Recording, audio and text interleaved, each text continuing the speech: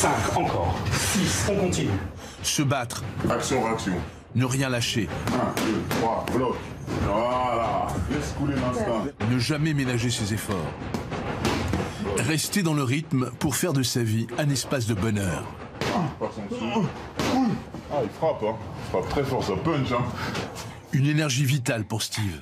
Le combat, c'est de se battre avec ses démons. Le combat, c'est de se battre avec la fausse lumière. C'est le dépassement de soi.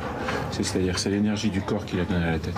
Et de se dire, on monte sur scène, on raconte des histoires qu'on n'ose pas vivre dans sa propre vie. S'il a voulu mener sa vie comme on mène un combat, c'est par choix pour devenir un artiste et diriger de grands comédiens.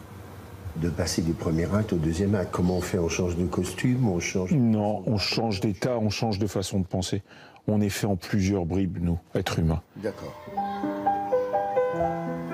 C'est entre les Folies Bergères et les commerçants du faubourg Montmartre, dans ce quartier populaire de Paris, que Steve, garçon bouché à 17 ans et vivant avec ses grands-parents, rêvait de prendre son envol.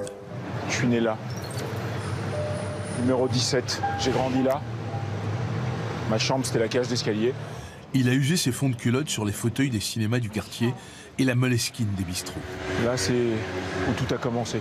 D'un côté, il y a les honnêtes commerçants comme mon grand-père, comme mon père, qui travaillent jour et nuit, 15 heures par jour. Ils veulent protéger leurs enfants, leur famille. Et de l'autre côté, il y a les voyous, les frères Zemmour, les gangs des postiches. Et au milieu, il y a Lisette Malidor, les danseuses. Et nous, on est là, à cette table. On est 5 potes d'enfance, il n'en reste plus un.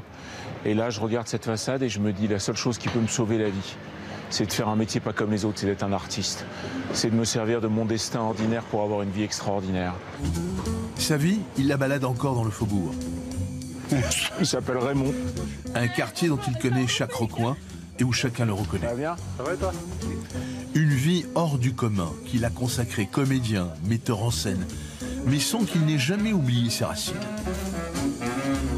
Dès que j'ai un moment de répit, dès que j'ai besoin de retrouver mes racines, dès que j'ai besoin de... Voilà, je suis avec ces gens-là, parce que ces gens-là, c'est les gens vrais. Allez, viens, Manou. Voilà, c'est le café qui trinque avec le rosé.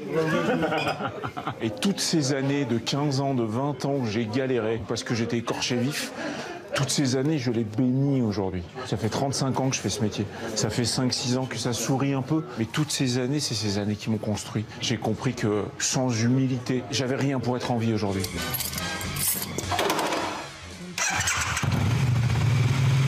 Steve enfourche aujourd'hui une bonne ville pour tracer sa route. Encore un rêve réalisé. La moto d'une star dont il porte le prénom Steve McQueen, le prénom que lui a donné sa mère. C'est pas un hasard si elle m'a appelé comme ça. Et un jour, j'ai vu La Grande Évasion et ça se rapprochait un peu de La Grande Évasion de ma propre vie à moi. Ça me permet de me cramponner à mon destin, d'essayer d'aller plus vite, de pas avoir envie qu'on me dépasse. Encore ado, avec un peu d'argent et sa rage de vaincre, il s'inscrit au cours Florent. Francis Huster devient son prof, lui apprend toutes les ficelles du métier. Il rencontre des célébrités qui lui confient des rôles, des mises en scène. Et il finit par écrire et produire ses propres films, ses pièces, un opéra.